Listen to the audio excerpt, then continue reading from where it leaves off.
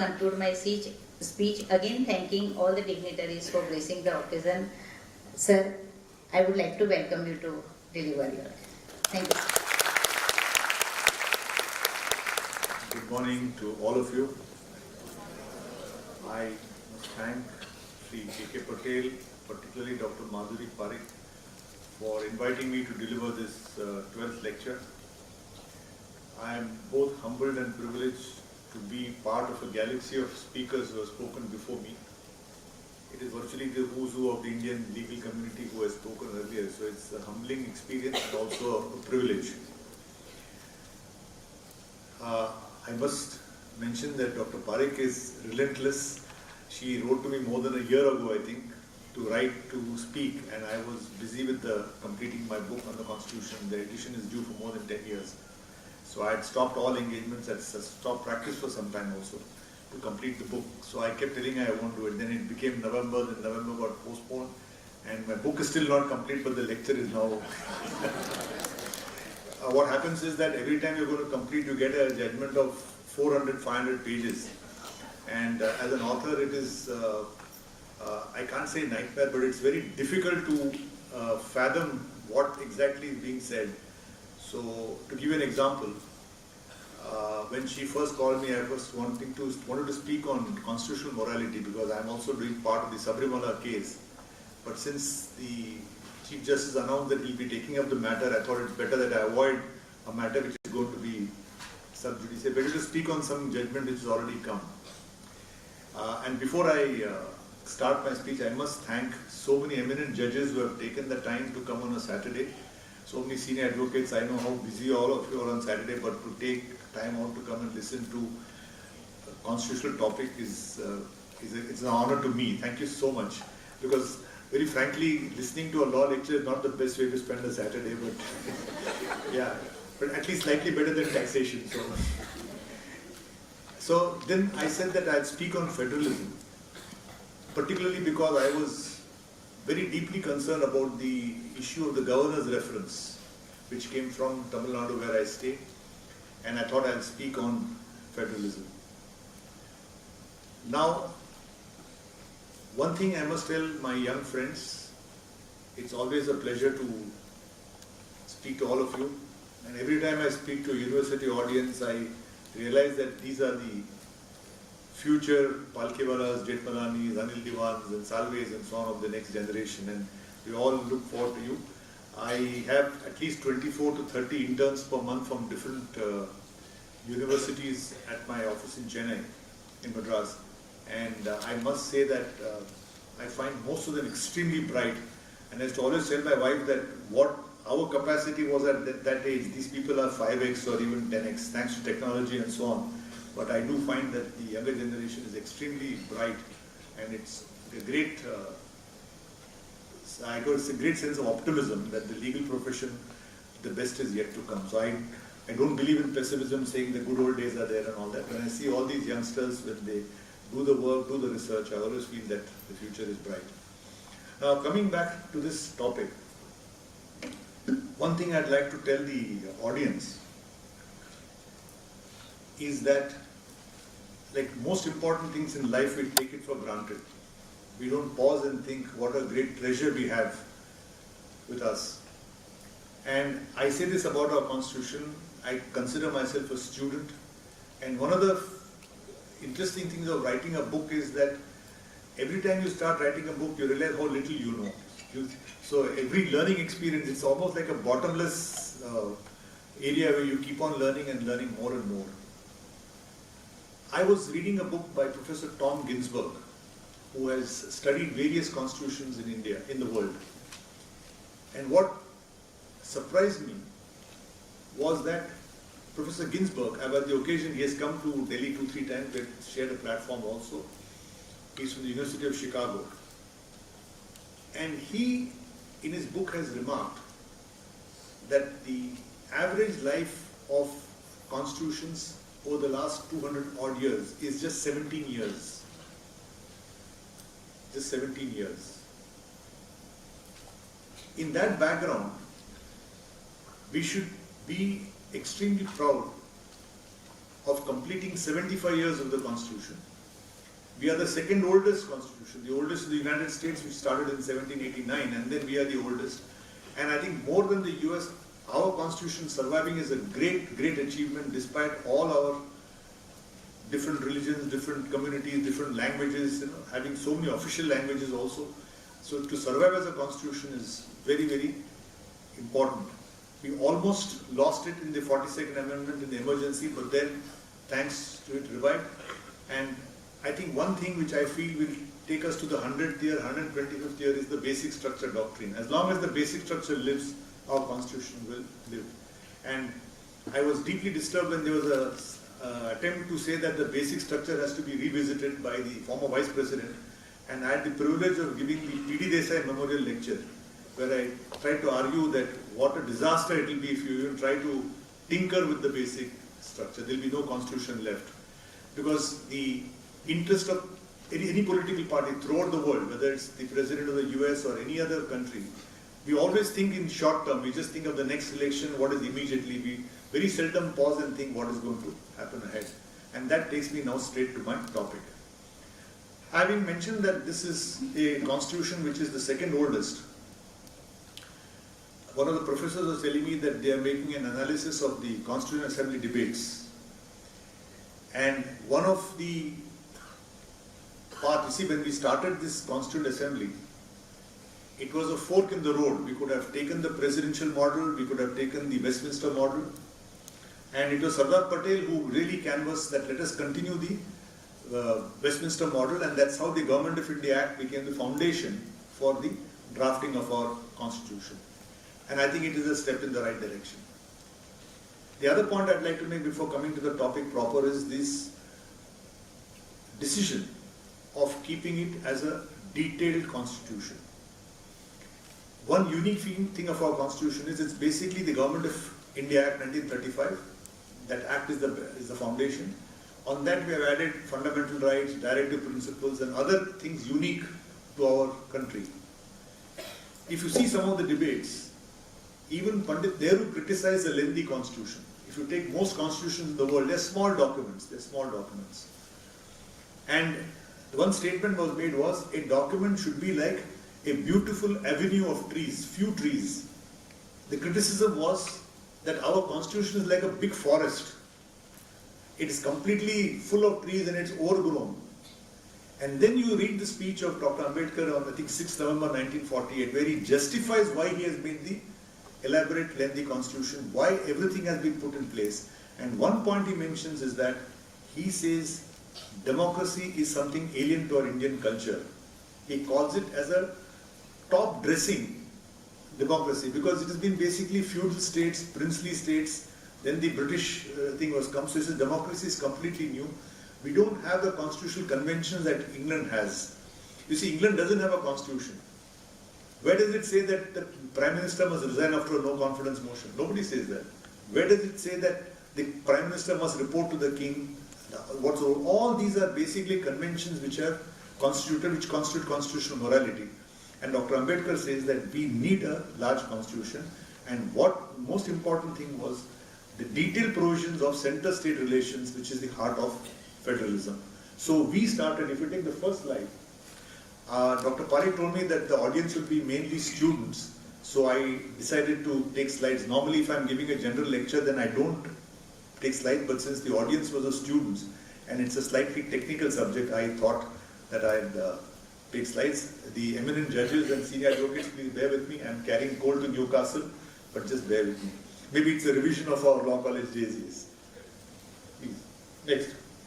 Now, as I said, throughout the world, basically constitutions are either unitary or they are federal. A large number of constitutions are primarily unitary, just one government, one nation. But in some of the countries where we took the hill from, if you take most of the important Commonwealth countries, Australia, Canada, United States, these are all federal constitutions, which mean that there are two levels of government. The essential part of a federal constitution is there are two levels of government. So we have the union, we have the states, and technically speaking, we also have the panchayats and the municipalities, which are another set of local government, right? Though that has not been activated to the extent it has, but you have the union with its own powers of taxation, you have the states with their power of taxation, and you have the panchayats and municipalities with their power of taxation. So there are basically three levels of government as far as India is concerned. Of course, the panchayats came with the 73rd and 74th Amendment in 1992-93. Now, federalism, if you study constitutional law, now what I'm going to do is I'm just first going to give the constitutional framework, and then I'm going to talk of 3 or 4 important judgments which I think are critical to understand federalism. I'm going to speak about the governor's judgment, about Mohit Minerals, where you have got the word of uncooperative federalism. It's a unique concept set out by Justice Chandrachud. Uncooperative federalism. And then on the liquor industry, of this, what is the scope of center state powers. So these 3 important judgments I will discuss towards the latter part, but I'll just set the constitutional framework primarily for the students here. Now federalism, if you see earlier, there's hardly any discussion about federalism because there was no question. There was a Congress government in the center and the Congress government in most of the states. So the center-state clash never really came in the earlier days. The first part was in West Bengal, where state of West Bengal was the Union of India, where the Union wanted to acquire coal-bearing land from West Bengal. The West Bengal government said, you can't acquire the land, it belongs to us. But finally the Supreme Court held in favor of the Union, they can acquire coal-bearing lands, and that came. So there they said that India is federal, but with a strong central tilt. In fact, in some of the passages of the West Bengal government, they almost say that federalism is just touched upon, they don't take it seriously. But it became very serious after the emergency and after the Janata Party came to power in 1977. Then the real tussle came. You had the state of Rajasthan versus the state of Karnataka where they imposed president's rule. Then it came, what is the role of the center? What is the role of the state? And in Bombay, for the first time, then you had the system where the moment there is an opposition party in the other state, there is a tendency to impose president's rule. And both the Sarkaria Commission and the Rajavanar Committee, later Punchi Committee, they highlighted the number of times president's rule was imposed at the slightest provocation. So finally Bombay said that federalism is a basic structure. And it's a sad commentary, you read Bombay, Karnataka was president's rule, Meghalaya president's rule, Assam president's rule, site is pointed, governor would give a report saying constitutional machinery is broken down, impose president's rule. Then in Bombay they said, the president is not the last word, the governor's report is not the last word. The courts can decide whether president's rule has been correctly imposed or not. Is it mala fide? Is it for extraneous reasons?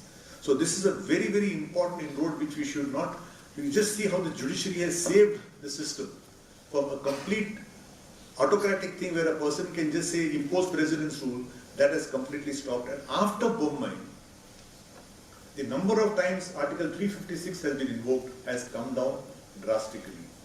So that's Bombay, where federalism is a basic structure. And one important test of basic structure, it starts off in this judgment of state of Karnataka versus state of Rajasthan as Union of India. The first part of the judgment starts off with, they say, why is India federal? And they quote Article 1, Clause 1, India, that is Bharat, shall be union of states. That itself shows that India is a federal character. We are an amalgam, we are an aggregation of all the states, and that becomes Bharat. It's a states and of course union territories, but this is a very nice way of putting it. India, that is Bharat, is a union of states. So I'll just quickly finish the constitutional provisions and then come to the legal issues. Next please. Can you see the slides at the back? Yeah. Now, the important part of a federal constitution is that there are levels of government. I've spoken about it. The second thing, the distribution of legislative, executive and judicial powers. So legislative powers, those students who have done constitution will refer to Article 246, right? There's list 1, list 2, list 3, powers are distributed. And your executive powers also are there, which are under Article 74, 73, President. Again, you go to the 164, etc. of the states. These are the executive powers. Judicial powers, of course, all of us know. Now, the other major problem which we are going to face in the years to come, see, we are not having an academic debate. We are trying to see what could be the stress points in our constitution and how federalism has to be strengthened to save the actual working. One is the allocation of distribution of financial resources. Now, the students will note that there is taxation in the union list, there is taxation in the state list, but there is no tax entry in the concurrent list. Only stamp duty is there. So there is no concurrent taxation except from 2017 when GST came, and I will be dealing with it. So you have a system where what they did was, and actually we have written a paper, the Cambridge University is publishing a thing on the Indian Constitution like Oxford. So my colleague and I have contributed on fiscal federalism.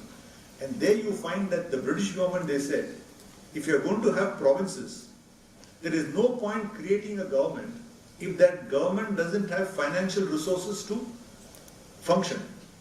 So therefore, the most important part is when you create a level of government, you also create powers of taxation with that government. That's why you find the moment they created panchayats and municipalities, you had the 12th schedule to give taxation powers to the municipalities and taxation. That's the most important point. And then distribution of grants. How do you distribute grants?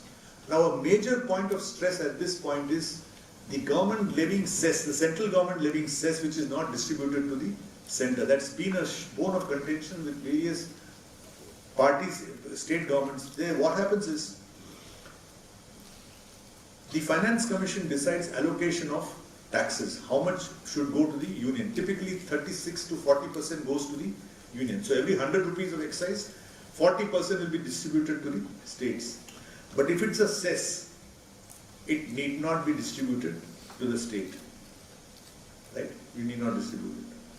What is happening now is that the quantum of revenue generated through cess is increasing year by year, whereby that is not being distributed to the state. So that is a stress point as far as federalism is concerned. Whatever taxes are collected by the union, they are basically meant for distribution to the states. Now, if you're going to collect cess beyond a point, then that is a flaw or a stress on the system of federalism. And you got Professor M.P. Singh has written a very good article on Indian federal polity, and he says that one important part of federalism country. Now, with so far as states are concerned, Mohit Minerals was a case which came from Gujarat. Gujarat High Court struck down a particular provision where they wanted to levy IGST, Interstate General Sales Tax Act, on freight which is incurred abroad. So goods go from, let us say, Hamburg to, let's say from Berlin to Hamburg. Hamburg is the port, Berlin in interior. You pay freight in there. How can the Indian government levy tax? They said no, since the goods are coming to India, we'll levy tax. That was upheld, but that's a different issue. But what the Union of India argued was, there is a GST Council. GST Council consists of the Finance Minister of India and the Finance Minister of all the states. And the GST Council takes decisions by 2/3 majority or 3/4 majority under Article 279A. The proposition made, now this is one of the most important judgments we should not forget. The proposition made was, once the GST Council makes a decision, it is binding on all the states. They have no power to act contrary to the GST Council. But we argue that GST Council only makes a recommendation. The word recommend is to suggest. It is not binding. And Supreme Court accepted that argument, and they said, if the GST Council makes a recommendation, a state need not follow it. So technically today, if the Parliament says something on GST, West Bengal, Tamil Nadu or some other state can say, no, we are not accepting it, we are doing it on our own. That is fully permissible after this judgment. Because that is uncooperative federalism, contestative federalism. Supreme Court has laid down a landmark judgment saying, Article 256A says, center and state can levy GST. They have concurrent power of levying GST. Who is the GST Council to tell the state what to do? Not acceptable. But the GST Council recommendation is binding on notifications issued by the state government. So, subordinate legislation, it is binding. But primary law, today Gujarat Assembly can say we are not following what Parliament is doing. That is the very, very important point as far as GST is concerned. But it's a matter of pride and happiness that till today, GST Council is an excellent example of cooperative federalism. Till today, no state has gone contrary to what the council has done. But technically, it can. We don't know when, but it is a possibility which the Supreme Court has said is permissible. Now, we come to MADA. So, first part of federalism is a non-cooperative federalism. Now we come to cases where, again, today the Supreme Court has tilted towards the state's powers. Right? First, Mohit Mineral says you're supreme. Now come to MADA, where, in India Cements, they said royalty is a tax. So how it came was the state government wanted to levy sales tax or GST on royalty. We said, look, you can't, it's a tax, you can't have a tax on tax. You can have double taxation, but you can't have one tax on another tax. Anyway, Supreme Court said no, royalty is not a tax, it is consideration. But most important what Supreme Court said was, entry 49 talks of tax on land and buildings. So suppose you got property tax is from entry 49. But suppose you have got land and there's minerals underneath. Suppose some of you are lucky to have 20 acres of land and they have coal underneath. Entry 50 talks of tax on mineral rights subject to Parliament. Please observe me carefully, listen very carefully. Entry 49 is tax on land and buildings. It doesn't say whether it's a mineral land or agricultural land or an urban land or nothing. It's land and buildings. 50 says tax on mineral rights subject to law made by Parliament. Now the question arose, under the Mines and Minerals Development Regulation Act, the royalty which is imposed, or under the Oil Cess Act, the royalty imposed is a tax on mineral rights. Petroleum is also a mineral. So that's a tax on minerals. Now, can the Gujarat government also levy tax on land? So suppose there's a land in Rajkot, the limestone is taken out. Central government levies tax on the limestone. Can Gujarat government levy tax on the land per se and levy tax based on the value of the minerals? Supreme Court said yes. They said it's not double taxation. 49 is independent. Parliament has said tax on land building. It didn't say subject to Parliament, nothing. So if they want to levy tax, they can do that. The Supreme Court emphasizes, the 9-judge bench, we must respect the fiscal autonomy of the states.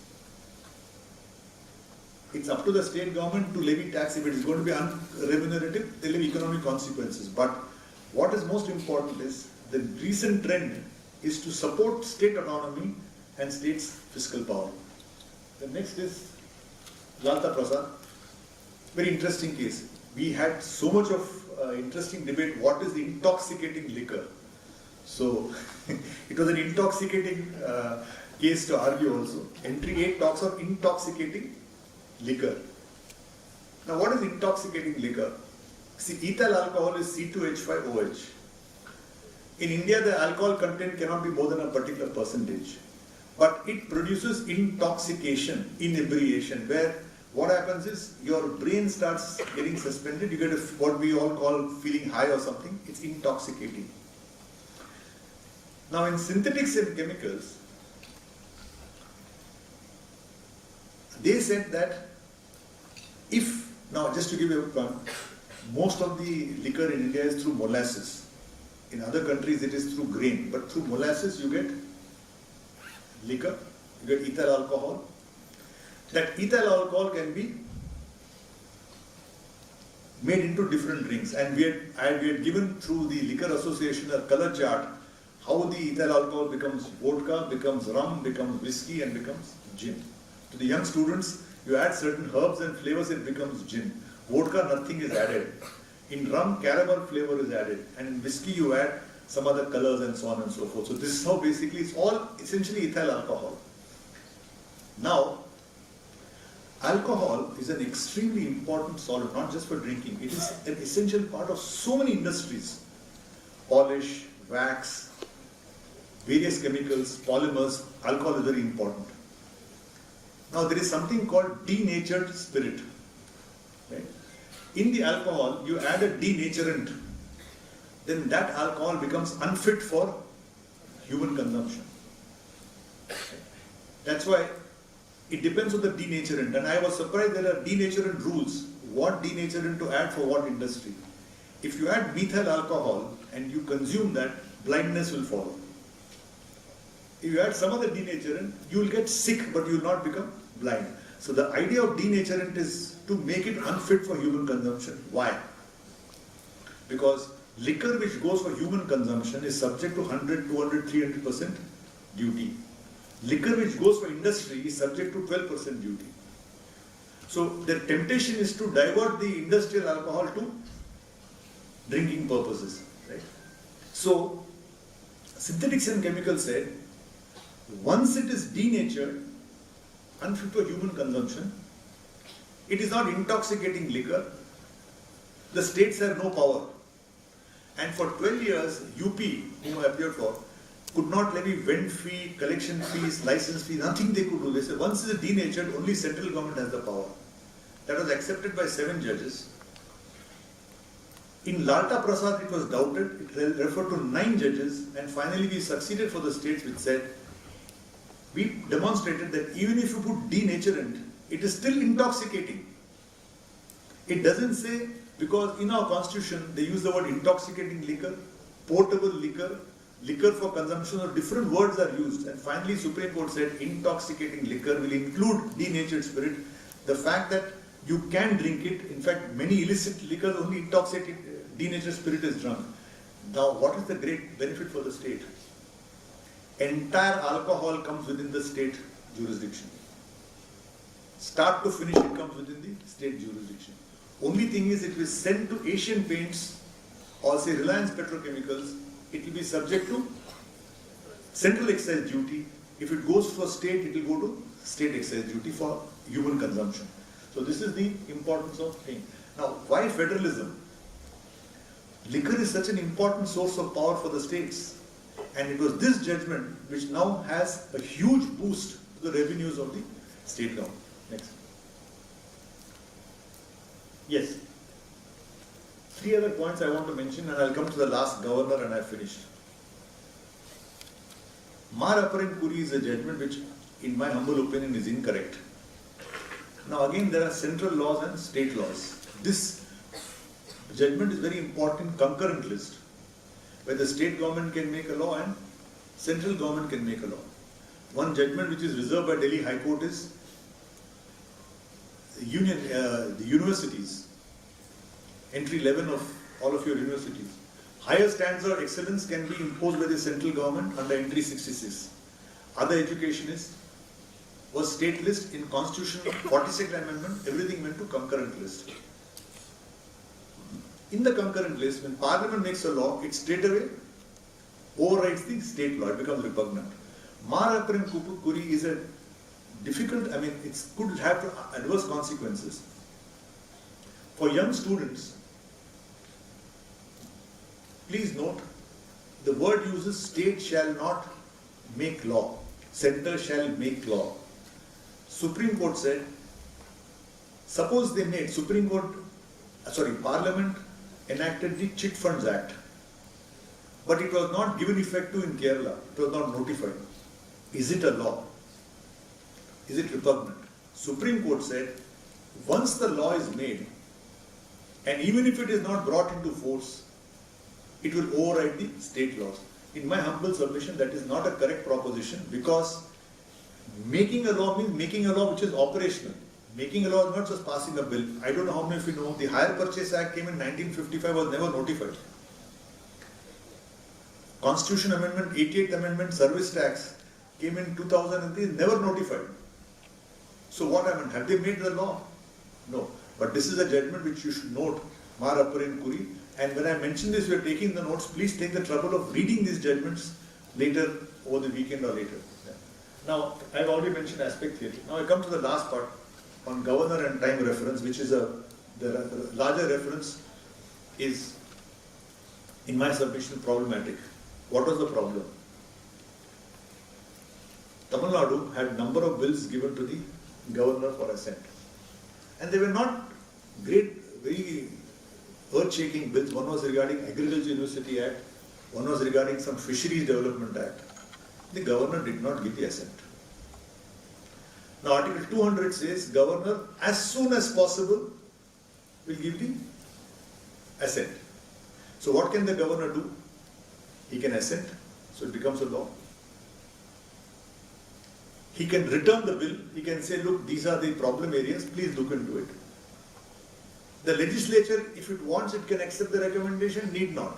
If the legislature again passes the bill, then governor has to assent. That is it. Under Article 201, suppose the governor feels that this law is going to conflict with some central law, he can make a reference to the president. That was the issue. The point in the judgment was, is there a time limit? Suppose the governor doesn't pass, what happens? For more than 22 months, no bill was passed. So Tamil Nadu government filed a writ petition under Article 32. They didn't go to 131, they under Article 32 against the governor. Supreme Court issued notice. The moment notice came, he returned all the bills. He had just withheld it, he had not even given it back. The moment notice came, he returned the bills. The assembly met and in an emergency session, all bills were passed again. Again he withheld it. Again matter went to Supreme Court. To cut a long story short, Supreme Court analyzed the whole thing. They found that the union government itself had issued a circular saying that bills should not be kept for more than 6 months, 3 months, they had given some time limits. So the division bench of the Supreme Court first held that as soon as possible, though time limit is not prescribed, governor must give in 3 months, 6 months, 1 month, they gave some time limits. Now that became a presidential reference as to whether any time limit can be imposed. So one point which we argued was that if you don't like the judgment, amend the constitution. You can't get over a judgment by giving to presidential reference. Mandal, 9 judges have said you can't cross 50% in reservation. That's the Supreme Court judgment. We succeeded in Maharashtra twice. We struck down the Maratha reservation twice. We said you can't cross Mandal. You amend the constitution, you can say you can have 90% reservation. Then it doesn't matter. So you can't do it. Now, the Supreme Court has said, now this point is, I thought that the judgment of the division bench was a salutary judgment. It gave time limit. What is wrong in saying governor should finish in 3 months? When we argued the case, we said, you're not writing a PhD thesis. You are seeing the fisheries bill. How much does it take to read the fisheries bill? 2 months, 3 months, 4 months?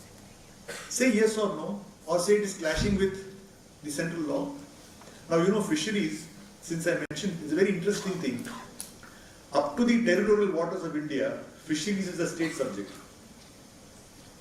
So Gujarat up to 18 miles, fisheries is a state subject. Beyond 18 miles, fisheries becomes a central subject, international waters. So suppose it's a fisheries bill, you find some clash, give it to the president, take some decision. But the Supreme Court elaborately has discussed and said, you can't lay a time limit. But if there is inordinate delay, that can be a matter of concern. What is inordinate delay? The fundamental part of rule of law is predictability and certainty. I thought that the first judgment made 3 months fine. But this is a power. Now, what happens? Now, today the governor has no time limit. What would have been a very good thing for federalism. You see, ultimately when Tamil Nadu government makes a bill, suppose Tamil Nadu government wants to nationalize textile mills. Suppose the election mandate is textile mills should be nationalized and they win the vote. That's a mandate of the people. You have to pass that law. Bihar has imposed prohibition. That's the mandate of the law. Now you can't withhold the assent on that particular ground. So last point, this again is a stress point for federalism. If governors are permitted to withhold assent without a time limit, it could lead to further problems. And finally, yes, I come to the last part. So I have highlighted what could be the stress points in the future on taxation and law, and I'll just conclude in 2 minutes. I was just wondering, one habit I tried to follow, which I learned from my lecturer, was this, when you go to a word, what is the etymological origin of the word? When you say federalism, how did the word federal originate? How did the word originate? I found, just before as a small aside, I was watching another video. What is the famous magic word? When you say magic word, you say do this, it turns. What's the word? Abracadabra, right? You say, I say do this, abracadabra, it becomes magic. Now, one very interesting thing was, where did this word come from? Very interesting. Abracadabra is a word from Aramaic language. Aramaic is even before Hebrew. It's one of the oldest languages. And do you know what abracadabra means? It means what you speak is what you create. So if you keep on having negative language to yourself, you will take negative language. If you keep thinking positively and saying positively, you create positively. So abracadabra means what you speak is what you create. So just like that, so I was just thought, what is federalism? When this lecture came, thanks to Dr. Parikh and Nirma University, I said, what is, let's see, I mean, as a lawyer, 45 years I've been practicing, I never thought of what is federalism. So I went into the origins of federalism, and federalism has theological roots. It's a Latin root which talks of piousness and so on. Somewhere in the 1700s, federalism became a political overtone with the American movement and so on, and they said federalism is something where more than 2-3 people get together to form a government. 2-3 states get together and form a government. Like in America, 13 states came and formed the United States initially. So federalism is a joining of the states. And for our discussion, for me personally, the two most important meanings of federalism or components of federalism are faith and trust. At the heart of federalism is faith and it is trust. And both are interdependent on each other. And I'll conclude by saying that if we are to reach Viksit Bharat, India must not only be Bharat, a union of states, India must be a union of states which have faith and trust in each other and all work jointly for the benefit of Mother India. Thank you.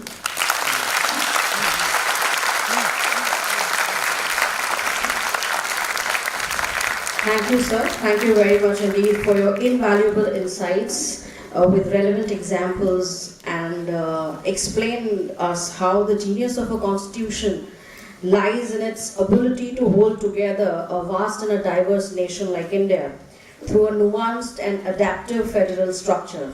Thank you very much indeed, it's much appreciated. Now I request students from the audience to ask questions to the expert, the guest speaker. Do we have some students who would have relevant questions to pose to sir?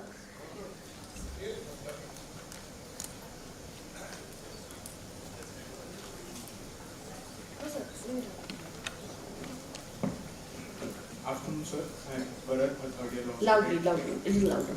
Can you hear me? Yeah, I can hear you. My question is premised on the silence of the Constitution. Yes. As you discussed that Article 200 and 201 are silent as to time limits.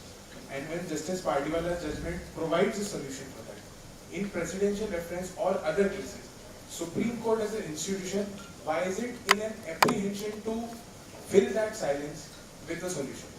In presidential reference, it completely overturned and went away, and now we are back at this position that any state has a problem, it has to go under 32 before the Supreme Court. Why is there an apprehension in filling that silence? See, when we appeared, I happened to appear for the state of Punjab. One point I said was, if a judgment is not, suppose day in and day out they make amendments. If Income Tax Act don't like, they make a retrospective amendment, they make a prospective amendment. Like take Mandal for example. They said you can't have reservation in promotion. They amended the constitution and got over that. They said reservation can be there in promotion also. In fact, after Mandal, you had the 77th, 81st, 82nd, and all amendments came to get over Mandal's observation. So I said, if you don't want a time limit, say that as soon as possible, either say 6 months or say, get over the judgment saying that no, as soon as possible shall not attract any time limit. You can amend the law. You can't use the word I had said was presidential reference can't be a constitutional bypass. You can't get over 368 by a presidential reference. And I mentioned Mandal. Mandal said 50%. Can you tomorrow have 11 judges and say whether a 50% limit is contemplated by the... Where is 50% in Article 15 and 16? Where is it? Not there. But that is the law. So, in fact, what happened is the division bench was a solution to the problem. Now this is a problem to the solution. Any other question? Sir, my name is Krishna. Yes.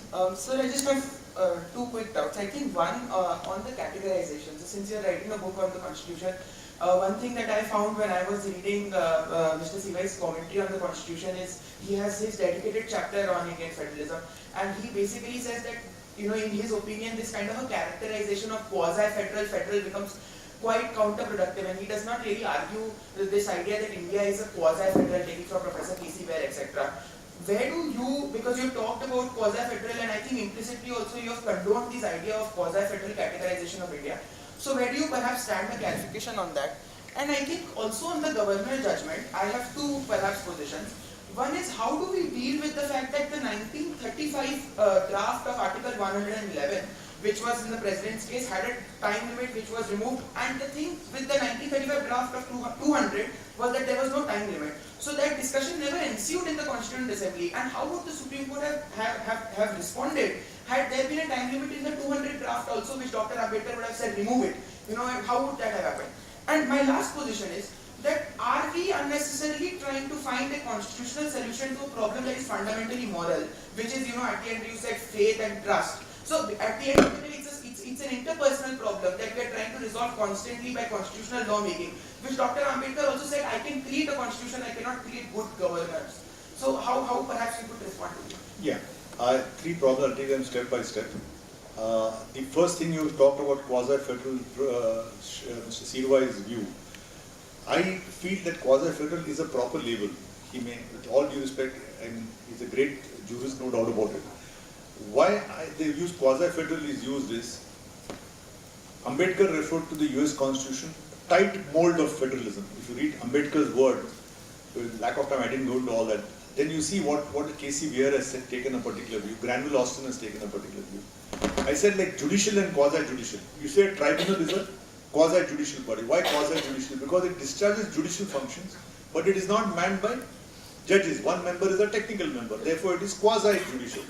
So use the word quasi in the sense that it is not fully that.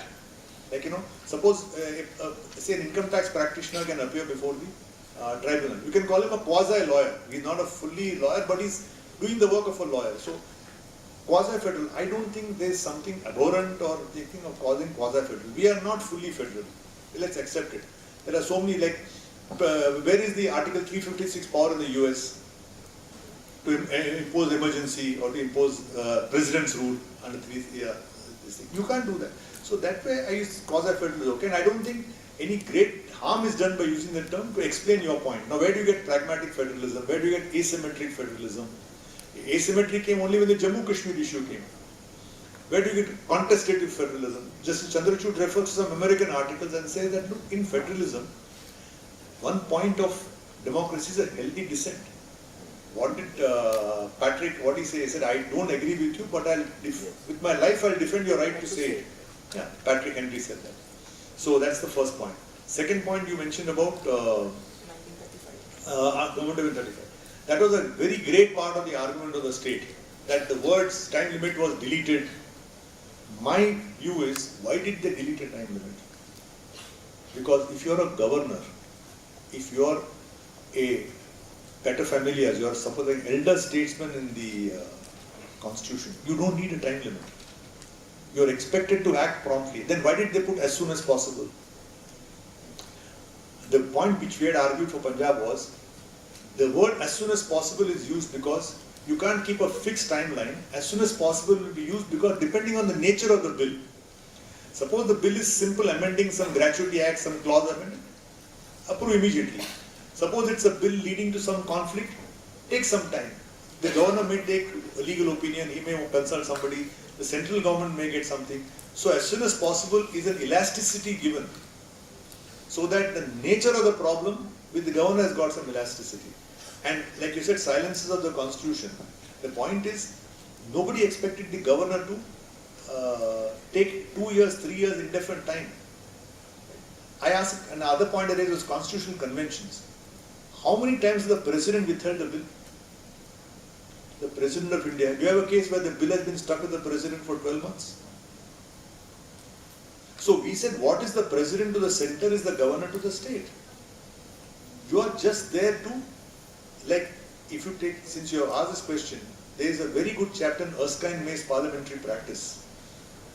In 1771, if I am not mistaken, only once there was a small delay in withholding the bill. Never has the Queen or the King withheld the bill. Because the King and the Queen are just giving a formal rubber stamp to the will of the people. So that's the point. And the third issue was? Are we trying to create a constitutional solution for a moral problem, like Dr. Ambedkar used to say that I cannot create good governance? Yes, that is that's a wonderful, very touching speech of Dr. Ambedkar where he says that I can give you a constitution, it can be the most, you can have a very badly drafted constitution, but it will work well if the people are good. I can give you the most perfect constitution, but it will fail if the people are evil. So that's what he says. After all, it's a worker's manual. No? It's like a doctor's prescription. If you choose not to obey the instructions of then you face the consequence. So I personally felt that we have come to a stage where governors are not discharging the role. Now, for example, in the constitution, the speaker is supposed to be neutral. In the 10th schedule, how many cases you have got where the speaker doesn't even note the defection, and by the time the next assembly is going to be elected? Is that the role of the speaker? Is that the role of the governor? This is where constitutional morality comes, not allowing women in Sabrimala. That is not morality. This is the real constitutional morality where you are expected to fulfill the role of the constitution. What is your role? Are you here to create a hindrance or are you here to support? That's right. Another quick question. Can you pass on, Krishna, pass on the mic?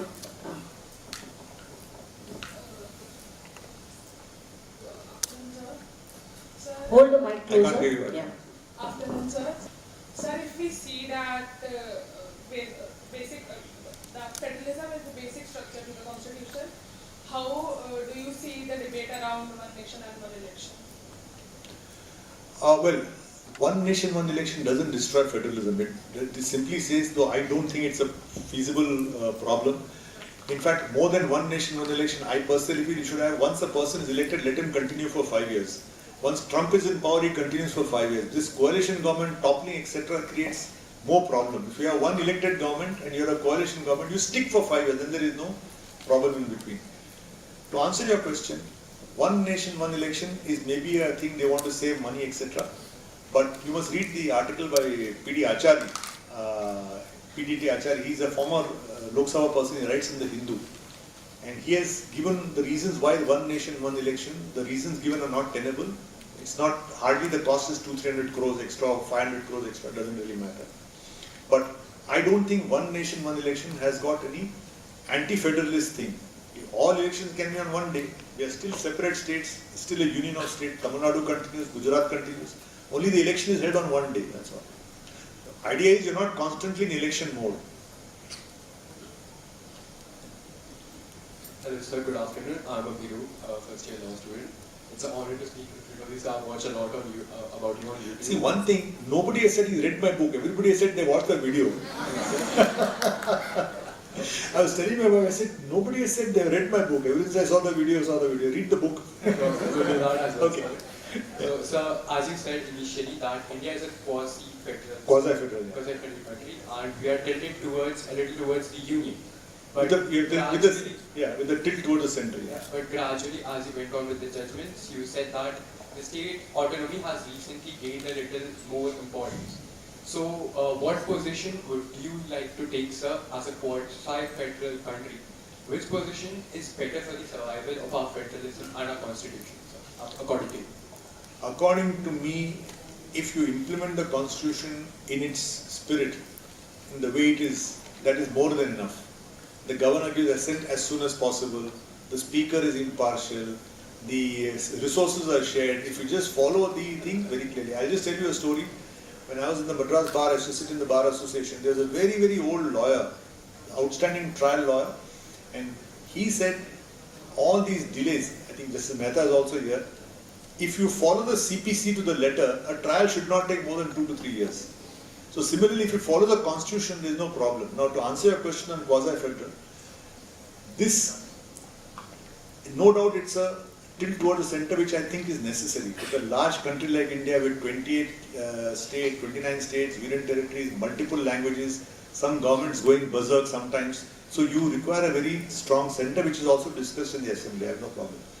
But these two judgments which I mentioned, the governor, the Mara Prem Kuri and so on, it was tilting more towards the center. And in terms of money, if you don't have enough resources, as it is because of cess, your resources are going down. So this has restored the balance to that extent. So instead of having a 20-degree tilt, now it's an 18-degree tilt, that's all. We can have one more quick question. I think Mike can go to the student there.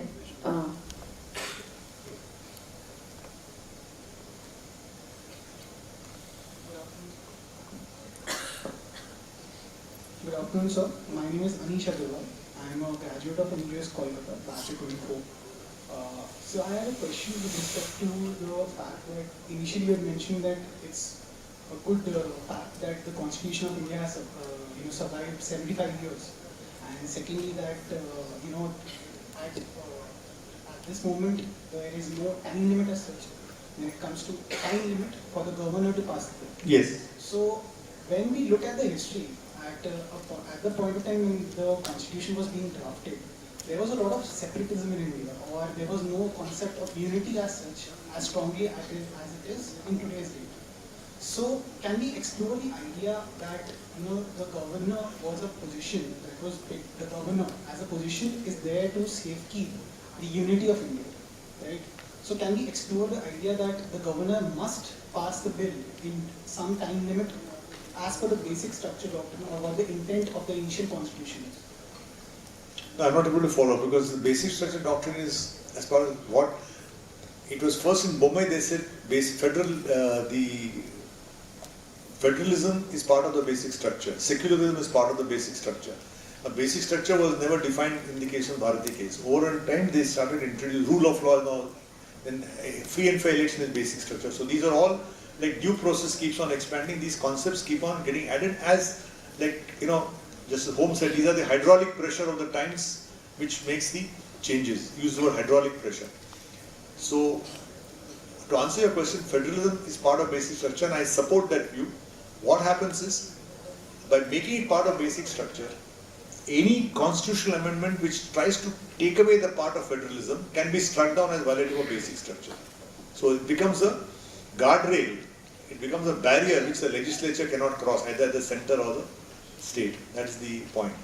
And as far as time limit is concerned, now there's no debate because they said there's no time limit. But I thought it was a simple thing, 3 months off. The whole thing, everybody knows, if I give the bill maximum 3 months, it has to be passed or... Thank you students, and thank you sir for taking the questions. One more question. Spandan, can you just pass on the mic to the second row here? One last question by Spandan.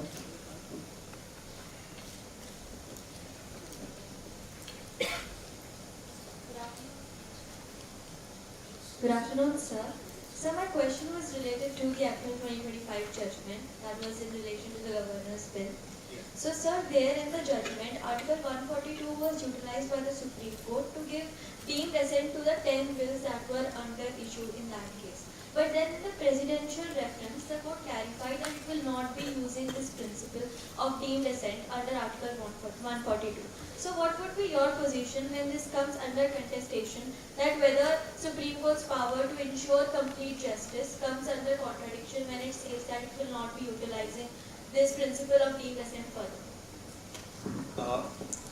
Using 142 was unusual, but since I am from Tamil Nadu, I stay there, I practice in Delhi. If you see the reasons why the Supreme Court ultimately did that, was everything was coming to a complete standstill. I mean, you can't hold a fisheries bill for 20 months without passing. So finally they said, so technically you can't have Article 142 deemed assent. What they said was that the bill was first sent back. Then when it was again passed, he should have assented to the bill. What does he do? He sends it to the president. Now, as far as president is concerned, there is no time limit under Article 201. So if the governor sends a bill to the president, then what?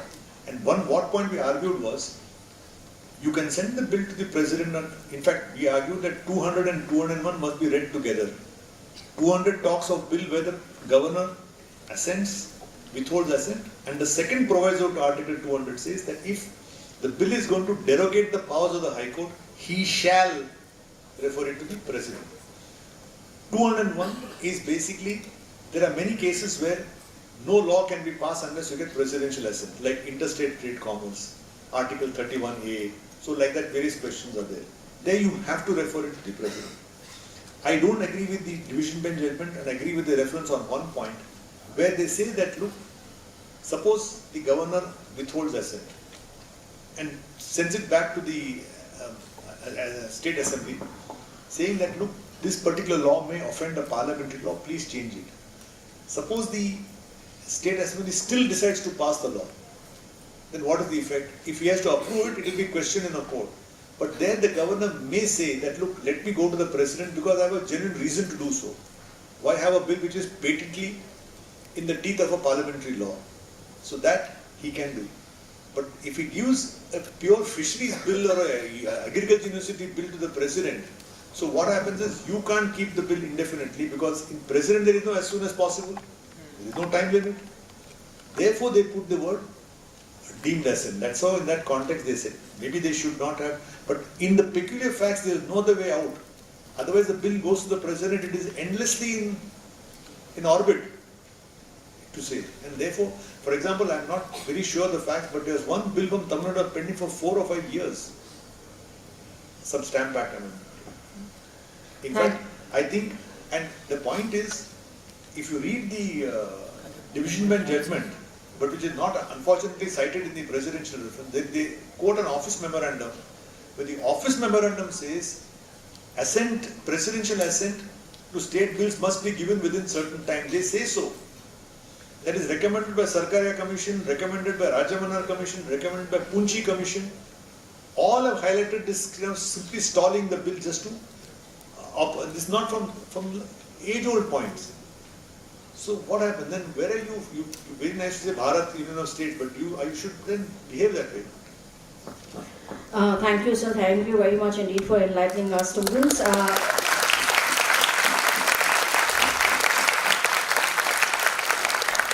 Moments of felicitation reminds us that excellence deserves to be celebrated.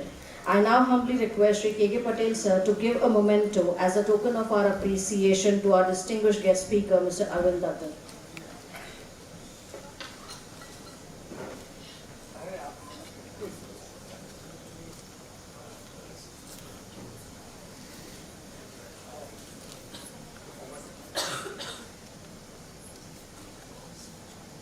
Okay. Yes, sir.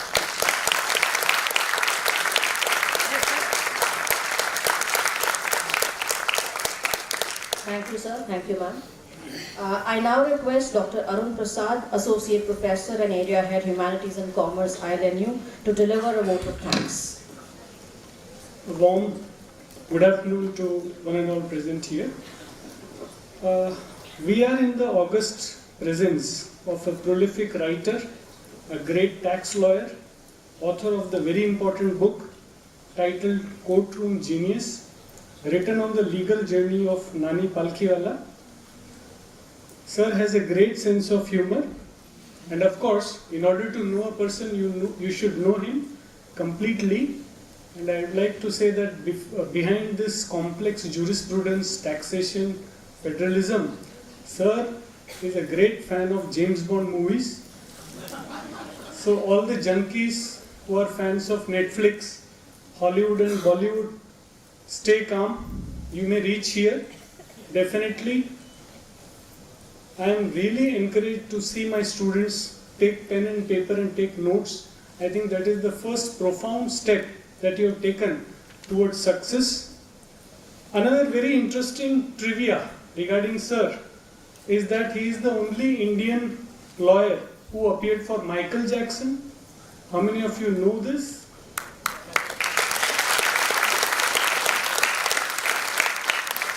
more than 300 articles, several books to your credit. Yeah. On Michael Jackson, we appeared and then before the Bombay concert got was about to be stopped in the Madras High. Thank you so much. So more than 300 articles written, several books to your credit. It is wonderful to be in your company and knowledge sharing session. This was really great. I think each student who was completely present in that particular moment when sir was sharing the case laws, I think that is the secret of everything, guys. I am talking to all my faculty colleagues also. That is the way you deliver, that is the way you reach the central nerve of jurisprudence. And of course, I will not take much time, 3 to 4 minutes I want. And the sad thing is, within 3 to 4 minutes I have to narrate, I have to thank all the people, hours of work, hundreds of hours of work. So it is going to be a very difficult task for me. Please help me in this. So I would like to quote one couplet in Sanskrit, Sa Vidya Ya Vimukteya. That is knowledge which liberates. I think throughout this session, definitely today's session by Shri Arvind Datar has destroyed several assumptions that we had, biases and strong pillars of ignorance. Observing and listening to great personalities like Datar sir in itself is motivation. I think everybody has one or two heroes, and we see our heroes in action, whether it is Sachin Tendulkar, an astronaut who is looking at a scientist, a lawyer who is looking at Datar sir. Definitely when the hero comes in front of you, that is a great moment, I think. On that moment, magic happens. From a distance, we read lot of case laws. How boring it is, how essenceless it is, how meaningless it is sometimes. Sometimes we ask this company of Shri Arvind Datar. It's indeed a special moment. And while I was preparing for the speech, I watched many of his speeches on the YouTube. You must get that opportunity. And that opportunity actually opens another window to this personality, that he is simply a great mentor, I think. Institute needs a mentor like you, sir. All of us, we need a mentor like you, because a person who is going to share the very important experience, that experience opens new layers of discovery and journey. And I would like to request your mentorship and guidance for Institute of Law to continue, sir.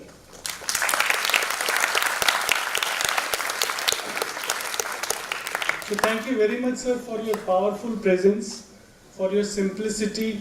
आपने जिस तरह से हमें guide किया, and I think एक आपके अंदर एक ठहराव है. After so many years of experience, that is what we would like to imbibe. Thank you very much, sir, from the bottom of our hearts. On behalf of all my students and faculty, I would like to thank you, sir. Of course, we have another great personality with us. I thank Shri K.K. Patel, sir, for all the support and guidance as Vice President and Director General of Nirma University. And I tell you, sir has grand plans for the university, including becoming a venue for national and international games. In fact, he was narrating one day very happily, cheerfully, that I would like to have Olympics here. Olympics grade indoor stadium is on the plan for the university. And of course, on academics, we would like to be number one.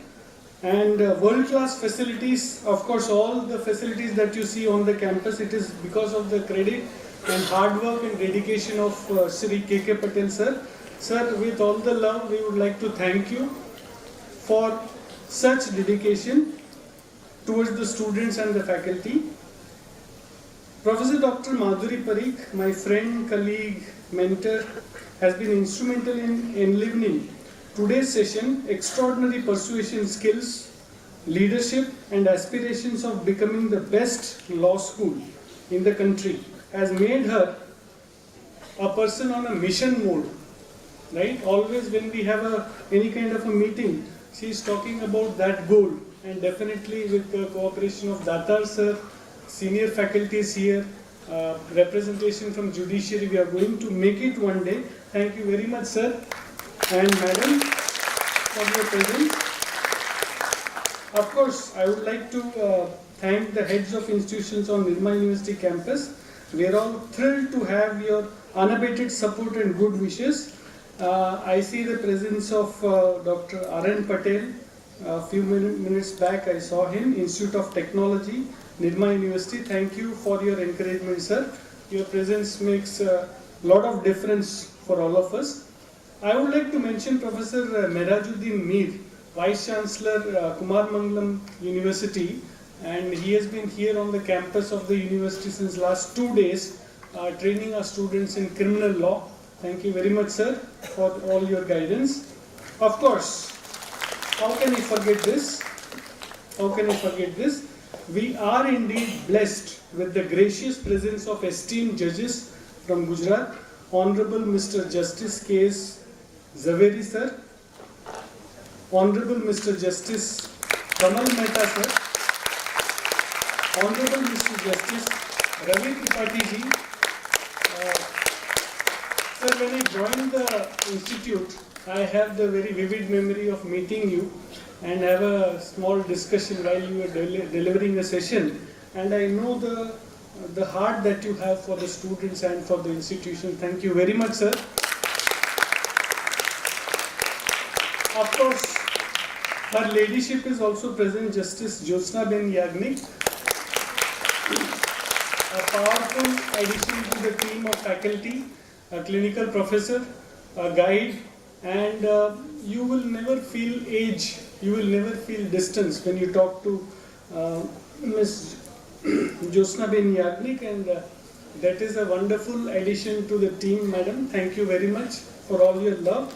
We also have the presence of Public Prosecutor Mr. Mitesh Amin. Thank you so much, sir, for your presence.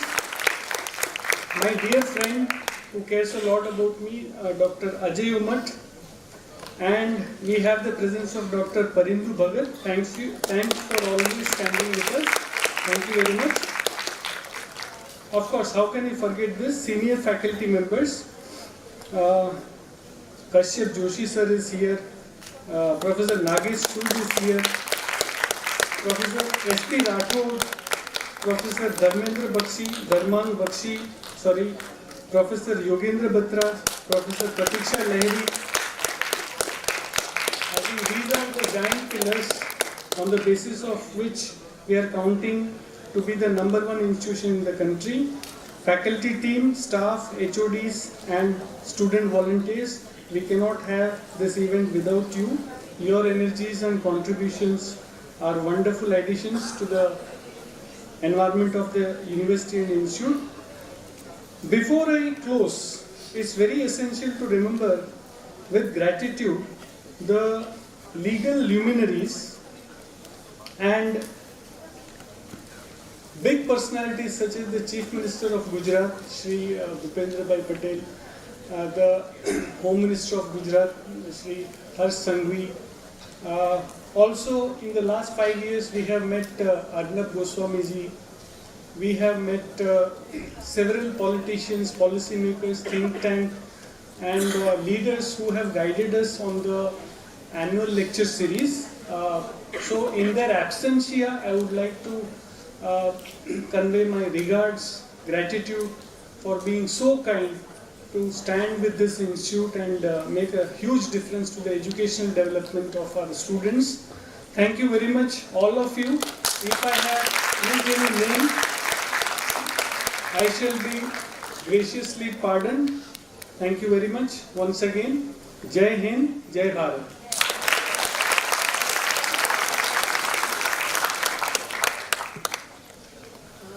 Thank you, sir. With this, we come to the end of our 12th annual public lecture series. I request everyone to rise for the national anthem. जय हे भारत भाग्य विधाता पंजाब सिंधु गुजरात मराठा द्राविण उत्कल बंगा विंध्य हिमाचल यमुना गंगा उच्छल जलधि तरंगा तव शुभ नामे जागे तव शुभ आशीष मांगे गाए तव जय गाथा जन गण मंगलदायक जय हे भारत भाग्य विधाता जय हे जय हे जय हे जय जय जय जय हे. Thank you all.